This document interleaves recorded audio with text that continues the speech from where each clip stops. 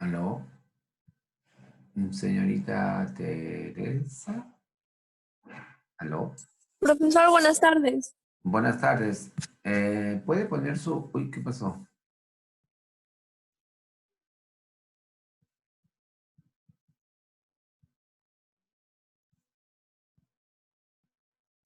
Profesor, yo no puedo prender mi cámara porque cuando la prendo, toda la clase me lajea y se me sale del programa. Cuando prende, ¿qué dice? Cuando activo mi cámara. ¿Tiene un problema? Sí, la activo y todo, o sea, aparte que mis hermanos ya se les va un poco el internet, se me sale del programa y volver a entrar es más complicado. Me manda una notita en su... donde damos las tareas, ¿ya? Me explica, tengo un problema con esto. Porque estoy poniendo ausente al que no lo veo. Ok, Está bien, profesor. sí, vamos a empezar entonces. Felicito al señor Jefferson. ¿Está ahí, señor Jefferson? Señor Jefferson. Y señorita Paula, vamos a empezar nuestra reunión. A ver, estábamos hablando en la mañana con respecto a nuestra presencia. Bueno, el tema era el compromiso social nos concierne y hasta dónde nuestra presencia como estudiantes, como personas que estamos participando de una experiencia social, el trabajar como Diana, buenas tardes, el trabajar como individuo, como personas, sean ustedes muy jóvenes, sean sus padres, sea quien sea, tenemos nosotros un compromiso con nuestro entorno. ¿Cuál es nuestra respuesta? Y ahí justamente es donde yo quisiera que podamos tratar de reflexionar el día de hoy. Solamente hay 3 personas, no hay más. ¿Y dónde está el resto? Diana. Diana, ¿quién está acompañada con usted? ¿Quién está a su costado, Diana? Dígame. No, hay otra alumna ahí, creo. Sí, ella. Sí, profesor, está entrando el mío. Ah, ya. ¿Y cómo se llama la señorita que está a Calvin Klein, ¿es su nombre?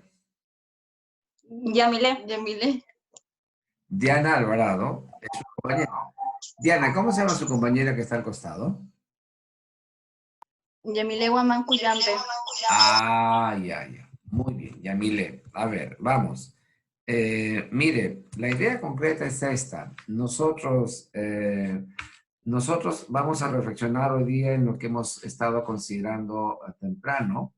¿Y eso qué significa para nosotros? Para nosotros significa que en realidad ah, el compromiso social no solamente es una afirmación, sino debe ser parte de nuestro estilo de vida. Señor Samuel, ¿cuál es su apellido, perdón? Señor Josué. Señor Samuel, perdón.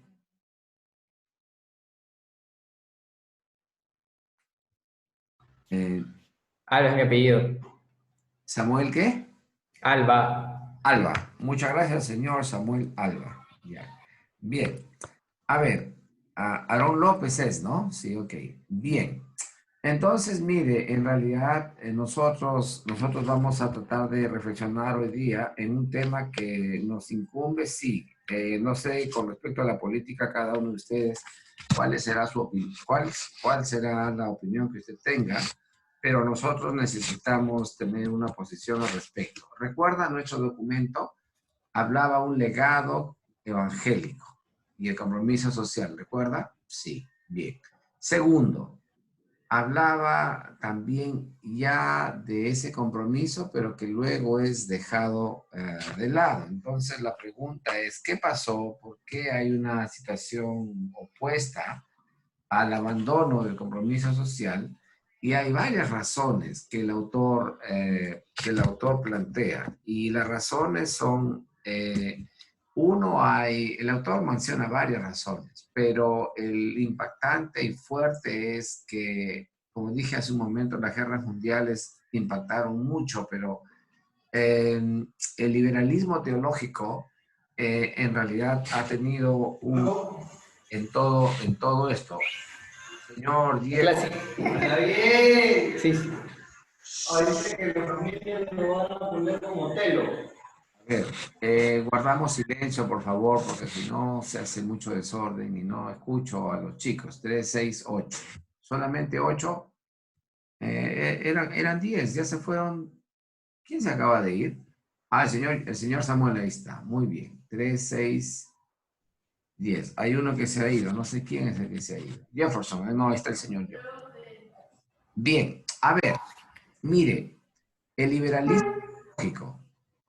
A ver, quisiera esta parte hacer, referirlo porque me imagino que ustedes ya leyeron en su texto. El liberalismo teológico tiene que ver con aquella manifestación que se da a inicios, más o menos, primera década del siglo XX.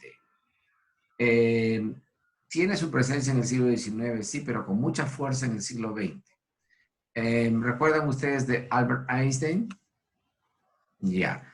Albert Einstein, ¿recuerda usted la teoría de la relatividad? Él planteó su teoría de la relatividad albores de los años 20 del siglo pasado, es como decir casi hace 100 años. Bien, en realidad el tema es que él habló de esta teoría y los teólogos alemanes lo que quisieron hacer es llevar esta teoría lógico-matemática y la introdujeron, estos teólogos alemanes lo introdujeron en la teología propiamente dicha. Todas las presuposiciones, sabe ya lo que es una presuposición, ¿no? Las afirmaciones, las premisas, las afirmaciones sobre todo, que uno tiene con respecto a algo y son pilares para explicar nuestra realidad a partir de lo que creemos, a partir de lo que pensamos. Entonces, ellos aplicaron todo el sistema de pensamiento en base a la teoría de la relatividad e hicieron una aplicación en el texto sagrado, en la Biblia.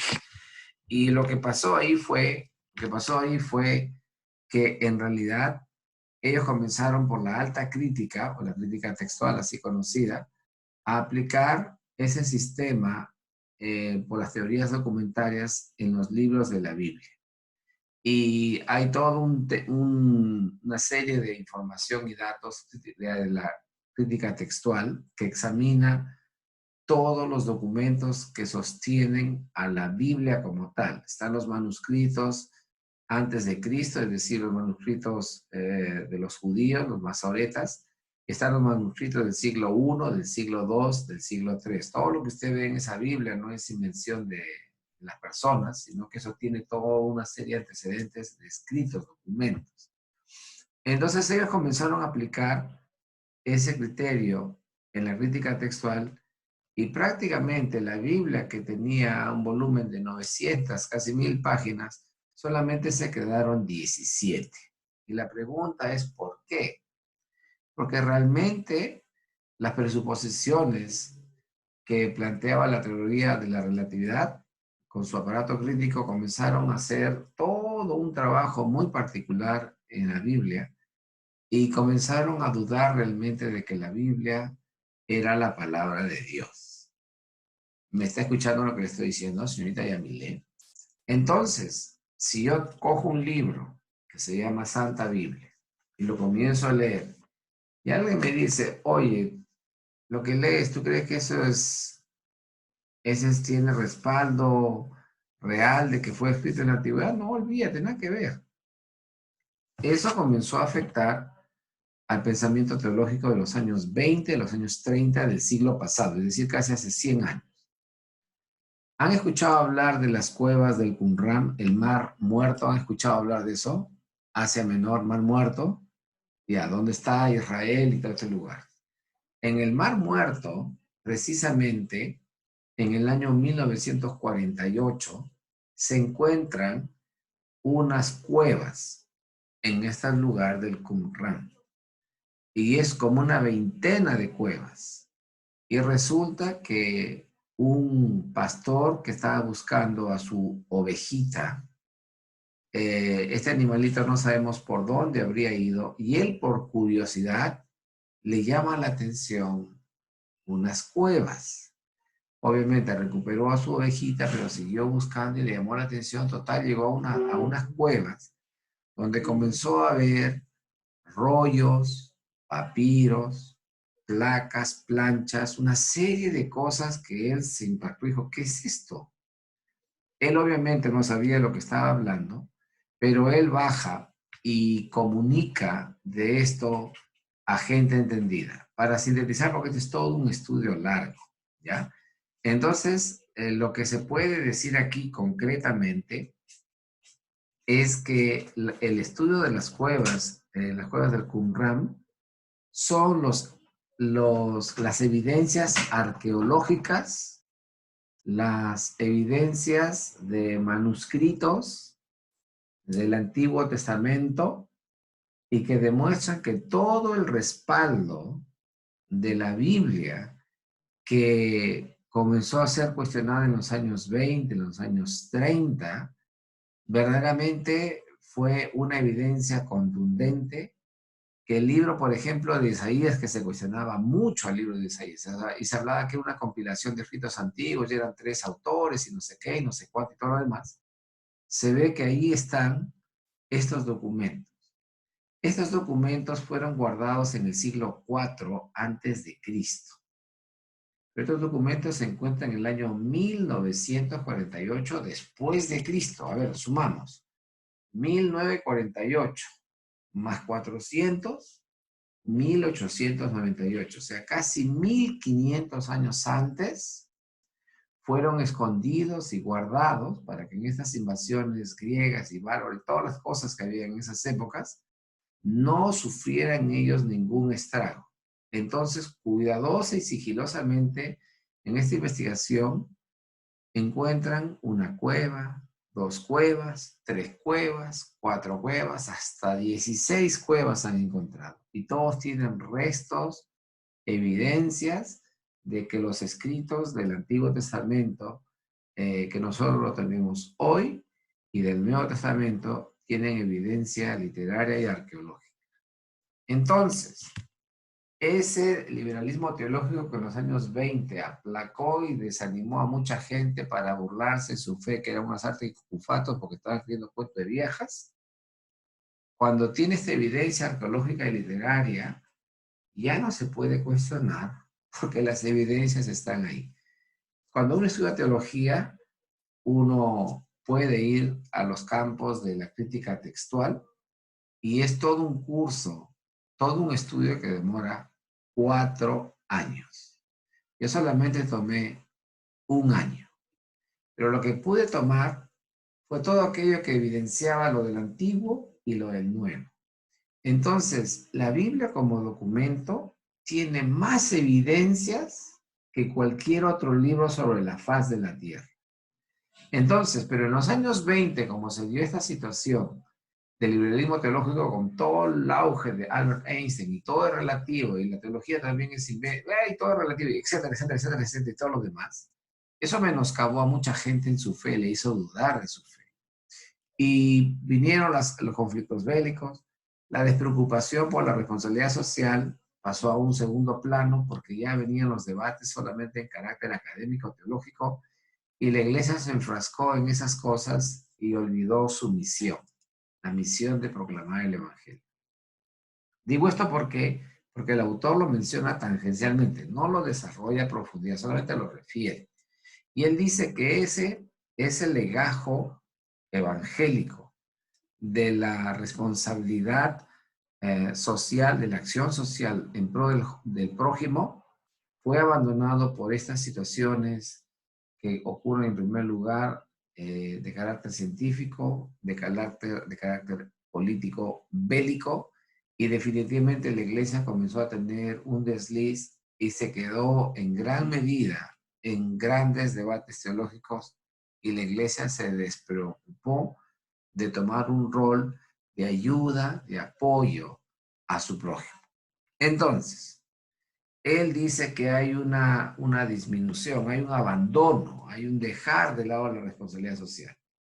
Entonces, por los años 50, años 60 del siglo pasado, otra vez se comienza a retomar este interés por el tema de la responsabilidad social. Y justamente el autor lo va a tratar hablando de iglesia y política.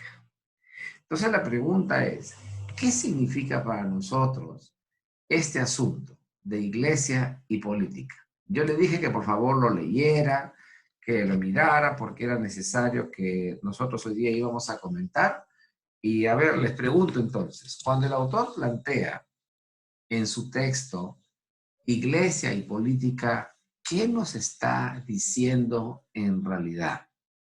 Y yo les pedí en la mañana que leyeran porque nosotros tenemos que trabajar y vamos a trabajar, por supuesto que sí, pero necesitamos que ustedes lean. Chicos, ustedes tienen que leer, no en serio, tienen que leer, porque ustedes están ya en la edad suficiente de decir lo que piensan, pero hay que alimentar eh, nuestra información, nuestro cerebro, tenemos que tener ahí información y comenzamos a decir sí, comenzamos a decir no, pero no es porque sí, sí y no, no, no, no. Dame tus razones, cuáles son tus argumentos. Entonces comenzamos a pensar y decimos, mira, yo parto de esto. 1, 2, 3. Recuerda el autor parte de un Dios creador. El autor parte de ese Dios creador que creó al hombre a su imagen. El autor parte de ese Dios que creó al hombre a su imagen, pero el hombre optó un camino al margen de Dios. Y Dios en su misericordia redime, ahí está la redención, y salva a este hombre. Esas son 3 de las afirmaciones que el autor tiene como presuposición para explicarnos los temas. Y dice, este hombre tiene una idea de lo que es justo. Este hombre tiene una idea de lo que es honesto. Este hombre tiene una idea de lo que es la verdad, la justicia, etcétera, etcétera. Pero el hombre por sí mismo, cuando deja que él se manifieste como humanidad, aflora justamente el pecado. Y por eso es egoísta, por eso distorsiona, por eso cambia, y etcétera, y etcétera, etcétera. Paréntesis, paréntesis. Lo dijo el presidente el día de ayer. ¿Cómo es posible que habiendo gente que se muere de hambre en este país ahora, que se muere de hambre, en ciertas instituciones estén robando la comida y estén robando lo que esa gente pobre en situación de extrema pobreza necesita? Él dice, toda falta, la corrupción es censurable y se debe castigar. Pero en una situación de emergencia como gente que no tiene que comer, todavía hay gente tan mala y tan, no sé qué palabras, no me acuerdo cómo dijo él, pero pueda todavía quitarle lo poco que va a recibir de comida para un beneficio personal. A eso voy. O sea, el hombre puede tener buenas intenciones, pero si no todos pensamos en esa misma dirección, fíjese, le quitamos la comida a la gente que tiene tremenda necesidad. Eso está mal, pero en un momento de emergencia social, wow, qué perverso es ese hombre. Porque deja sin comer a los niños, a personas que están en condiciones de extrema necesidad. Cierro los paréntesis. Entonces, el autor dice, parto de un Dios creador, parto de que ese Dios creador creó, formó al hombre a su imagen, a imagen del creador lo formó. Tercero, este hombre, cuando tiene la posibilidad de escoger entre el bien y el mal, él opta por su propio camino. Dice, yo quiero, y toma el fruto. Autónomamente él decide y deja de lado a Dios. Y viene el problema del pecado del hombre. Se da cuenta que está desnudo, tiene vergüenza y se esconde.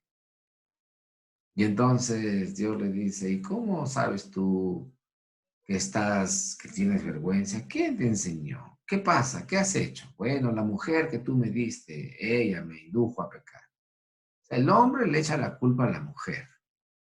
Mire, no reconoce, bueno, sí, hice mal, está bien. No, la mujer que tú me diste. O sea, el culpable era Dios por haberle dado una mujer. Y entonces, ¿qué hace el hombre? Acusa a la mujer. ¿Qué hace la mujer? no, la serpiente me engañó a mí.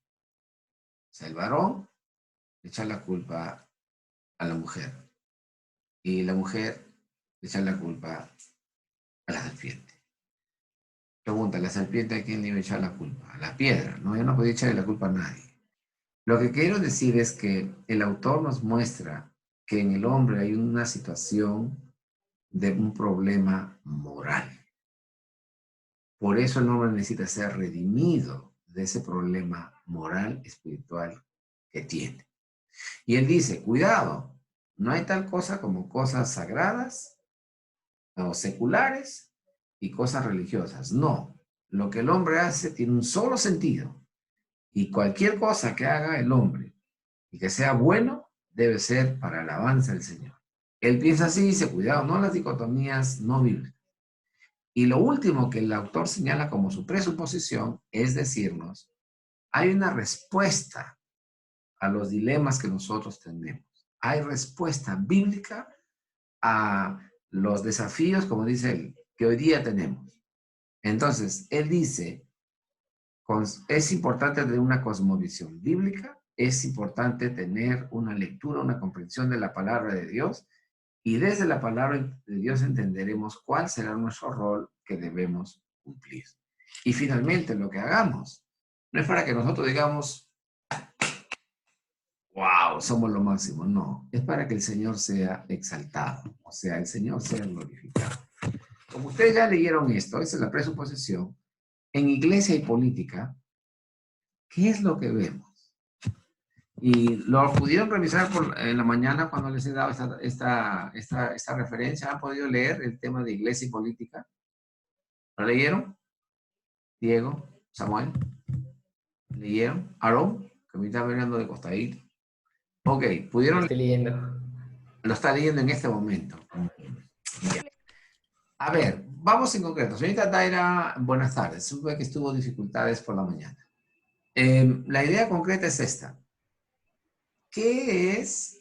Él muestra ahí, voy a poner, bueno, yo lo tengo acá en el texto impreso, pero por favor, si van a su texto en digital, es la página, aquí es la página número 35.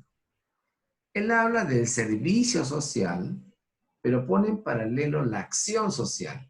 ¿Hay diferencia entre el servicio social con la acción social? Diana, ¿qué piensa? ¿Sería igual, semejante, parecido? No, son opuestos o complementarios. No sé, a ver, el servicio social, ¿qué cosa es? Y la acción social, ¿qué cosa es? El autor va de frente al asunto. A ver, no lo veo al señor Josué. Señor Josué, ¿podría decirnos, a ver, a qué se refiere el autor con servicio social? Señorita Tere Rainaga, ¿nos puede decir qué se refiere el autor cuando dice la acción social? ¿Es lo mismo o lo diferente? A ver, escuchamos, somos todos oídos. Vamos, nos gana el tiempo, vamos.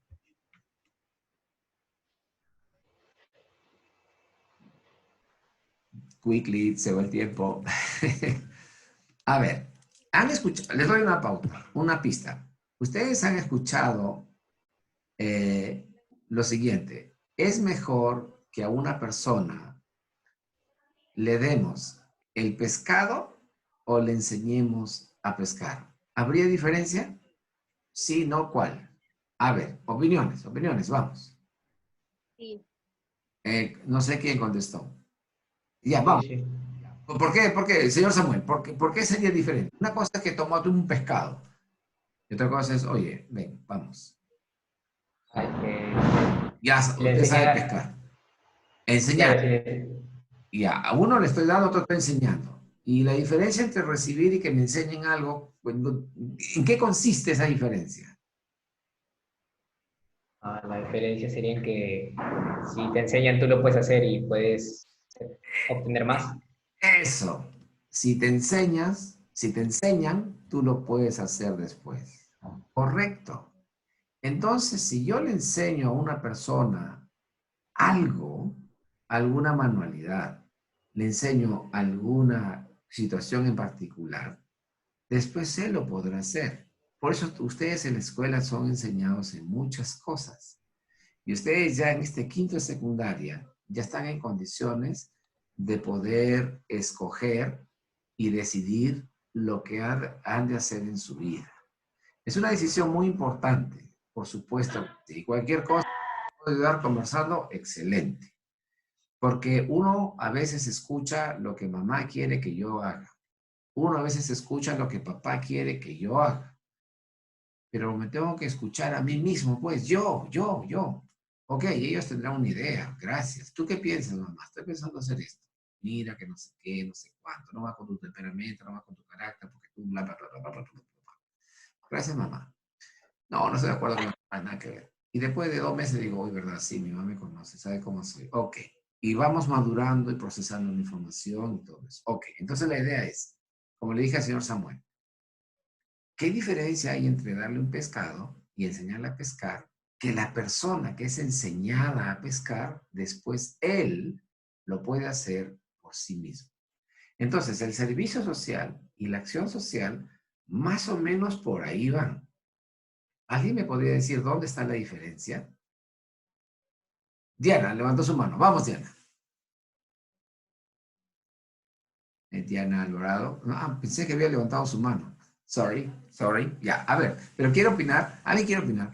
¿Cuál sería la diferencia? A ver, señor Jefferson, está feliz, está sonriendo. Vamos. ¿No me ve? ¿Cómo? ¿Que no me ve? Ah, pensé que Jefferson, usted había levantado la mano.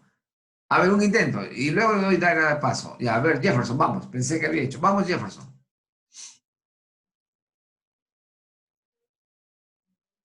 Me estaba rascando. Ya. Pero mire, a ver, hagamos el esfuerzo. Profesor, Como un ratito, si su compañero dijo, yo después lo puedo hacer solo, mire, esta afirmación él se va a acordar toda su vida, espero que se acuerde. Todo lo que nosotros aprendemos, tenemos que saber usarlo. A veces es una cuestión que se queda ahí nomás, pero no lo usamos. Tenemos que saber usarlo. Entonces, si una persona puede recoger o puede pescar o puede cazar un animal o adquirir algo para sobrevivir, esa persona no muere. Pero si no sabe hacer absolutamente nada, esa persona probablemente perezca pronto. ¿Me dejo entender? Daira, le escuchamos. ya que la acción social era capaz de ver el problema e intentar resolverlo de raíz. Por otro lado, el servicio social es como mitigar las consecuencias. Ok, gracias. Está ahí la señorita Noelia Urcia. Señorita Noelia, yo recuerdo de usted del año 2008 o 2009. Nosotros estábamos en Pachacute, como Colegio San Andrés. Yo me acuerdo de usted. Y nosotros íbamos con los chicos de la escuela llevando algunas cosas a los chicos en Pachacute. Pero después, ya de un tiempo, nosotros comenzamos a enseñar otras cosas en otras escuelas, en otros lugares. Entonces, es mejor enseñarle a pescar a una persona que darle un pescado. Es decir, que tus manitos te sean útiles. ¿Y es importante eso? Por supuesto que sí. Entonces, frente a la necesidad, yo puedo asistirla. Yo puedo asistir a las personas en necesidad. A ver, hoy día es Navidad, compremos panetón, corre, vamos, pum, toma, come. Uf, la gente tenía globo, comió 3 panetones, chocolate, está inflado. No, ok. Se acabó la Navidad el próximo año. Otro grupo dice, no, un momentito. No me parece. Vamos a enseñarle algún oficio, alguna manualidad a esa gente y esa gente produzca. Oh, entonces uno puede enseñarle a trabajar en la billutería, en dulcería y cosas pequeñas. Esa persona aprende, lo usa y comienza a producir para generar recursos para sí mismo.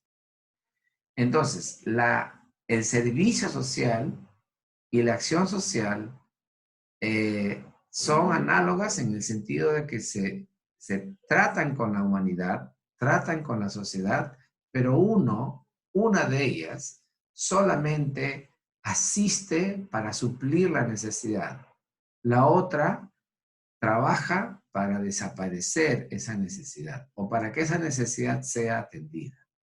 En otras palabras, si a mí me dan un pescado toda mi vida, un pescadito, gracias. Pescadito, gracias. Pescadito, gracias. Si a mí me enseñan a pescar y yo consigo mi pescado el día y la cantidad de veces que yo necesite. ¿Me entiende la idea? Ok, nos queda solamente 10 minutos. Entonces, la idea concreta es esta. La idea concreta es esta. El servicio social ha tratado de responder muchas necesidades en todo orden, socialmente hablando. Pero la acción social, como quiere resolver el problema o la necesidad, obviamente tiene que atender causas y tiene que dar solución a esas causas. Nosotros a veces enfocamos mal la solución a los problemas, y usted puede evaluar esto a los políticos, porque usted ya el próximo año, de aquí a 2 años, el próximo año algunos de ustedes van a votar. Escuche, para que no le cuenten novelas. Uy, porque hay muchos políticos que solamente son, como dicen, flor. Usted vea, hay un problema. ¿El político está viendo la causa o simplemente está maquillando el problema para, sí, nosotros, claro, y puro discurso? Cuando usted ve un problema, trate de solucionar la causa del problema. Porque cuando usted solamente se preocupa por resolver la manifestación del problema, no está resolviendo el problema. Simplemente lo está maquillando. No, hay que ir a la causa. Si estoy mal del estómago, ¿qué tengo que hacer?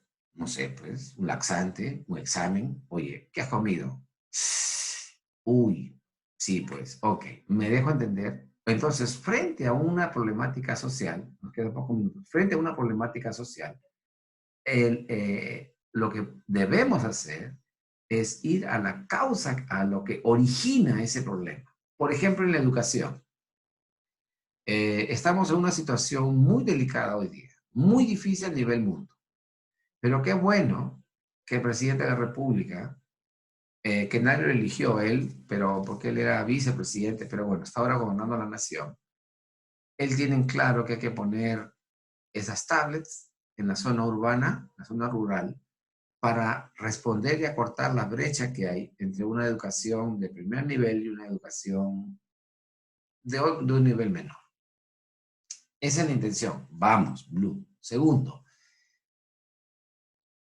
¿qué va a pasar con la educación en nuestro país?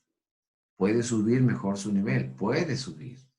Pregunta, ¿los maestros en todas las escuelas del Perú están capacitados para realizar una enseñanza digital o una enseñanza virtual? Sobre la marcha, tienen que aprender, porque hay que enseñar a las criaturas, porque si no los chicos no van a poder avanzar este año. Entonces, sobre la marcha, bien, se va a atender un problema en la causa, la necesidad y la capacitación a los maestros. Ahora, será un buen experimento, me quedan 2 minutos. Entonces, yo lo que les quiero decir es lo siguiente. Entre iglesia y política, el autor plantea que nosotros podemos dedicarnos a resolver los problemas o simplemente acariñar los problemas. Y él dice, iglesia y política. La iglesia tiene una esfera de acción espiritual. La política tiene una esfera, el Estado tiene una esfera de acción terrenal. Mientras uno tiene un carácter espiritual, el otro tiene un carácter terrenal. Pero las dos son complementarias. Trabajan con el ser humano, atienden y ayudan al ser humano. ¿Qué nos corresponde a nosotros? Entonces, es interesante que usted siga pensando en este tema, pero el autor lo plantea así. Y luego, en el punto número 2, en el punto número 4 va a dar, en el 7 punto va a dar la base bíblica. Son las 4:29 y creo que queda 1 minuto. No, todavía quedan 6. Sorry. Estoy viendo acá abajo, no, tengo que mirar arriba. Quedan 6. Entonces, mire, en el capítulo 4, en la parte 4 del capítulo 1, él dice, sí, hay un fundamento bíblico. Y se acuerda el apóstol Pablo. El apóstol Pablo, cuando usted lo ve en el libro de los Hechos, el apóstol Pablo, ¿alguien recuerda cuál era el oficio de Pablo? Los judíos siempre han tenido lo que hoy día se llama la escuela técnica, es decir, a cada persona en edad escolar le enseñaba un oficio. Y esa persona con ese oficio generaba recursos. Y Pablo tenía un oficio, ¿sabe? Había aprendido un oficio. ¿Recuerda cuál era? Hacer carpas. Para que tengan una idea, ¿ya? Haciendo paralelos económicos, contables, y ya. Una carpa, así de un circo pequeño, no de los gigantescos, ¿sabes? Que son inmensos, pero una carpa de un techo de 15 metros de altura, que era lo que Pablo más o menos hacía. Esas carpas, por equivalencia, más o menos costarían unos $10,000, pero porque tiene varias consideraciones. Pablo se dedicaba a hacer eso y Pablo generaba recursos para no ser gravoso a la iglesia. O sea, Pablo, él era un fariseo, era un maestro en la ley, pero él tenía un oficio. En un momento dice, estas manos me sirvieron. En otras palabras, me enseñaron a pescar y yo ahora voy y pesco. ¿Entiende? Entonces, el servicio social es socorrer a una emergencia. No la soluciona, la atiende. La acción social es resolver la causa, atender la causa. Ahora, eso significa planificación, organización y toda una serie de cosas más y presupuestos y todo lo demás. Nosotros, frente a los dilemas humanos que vemos hoy, ¿qué haríamos? Un servicio social probablemente porque somos estudiantes, menores de edad y podemos ir a apoyar haciendo un voluntariado aquí y allá. Pero si ya lo comenzamos a ver en otros términos, para mí, ¿qué significaría ver la necesidad de una comunidad y yo hago algo por solucionarla? Ah, estoy haciendo acción social. Chicos, nosotros en educación religiosa debemos hacer un trabajo de campo. Estamos ahora limitados, no podemos salir. Pero no podemos salir, pero tenemos una aldea global. Y en una aldea global hay muchísimos millones de personas. Entonces yo generalmente cuando hago este tema, en el primer capítulo, formo equipos de trabajo y hacemos exploración de opiniones de la gente sobre respecto al tema que usted ha escogido. Como esto está cortado, porque ¡pum!, se nos vino, quédate en tu casa, en la movilidad social obligatoria, y el presidente el día de ayer no ha dicho si va a ser ahora en abril que se levante, o en mayo, o en junio.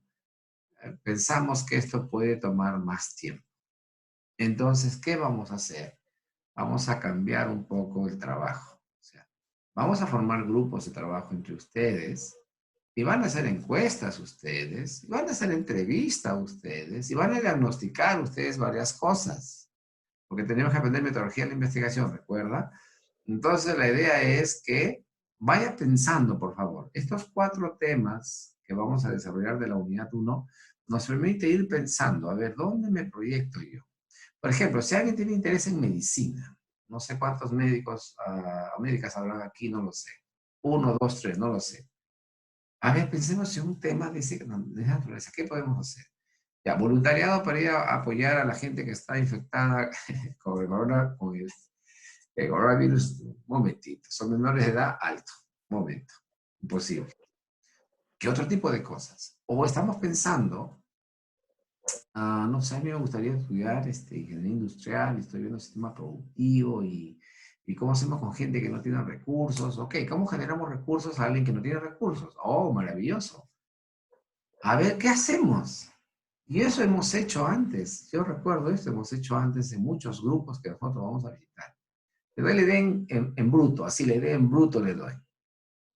Nosotros conseguimos materia prima, la herramienta de trabajo en nuestras manos. La tecnología que les damos es hacer ciertas cosas manuales que una persona menor de edad lo puede hacer. Se le da la materia prima, la transforma, sacan productos, se venden. Con ese capital nuevamente, con ese dinero se compra materia prima, vuelve a producir 2 vueltas. En 3 vueltas generalmente hemos llegado a 1.500, 2.000 soles más o menos, con un grupo de 12, 14 personas. Eso hemos hecho nosotros en la otra escuela. Lo hemos hecho años, todo el tiempo hemos hecho eso. Entonces, con ustedes no podemos ahora. Pero tenemos que ir pensando qué podemos hacer.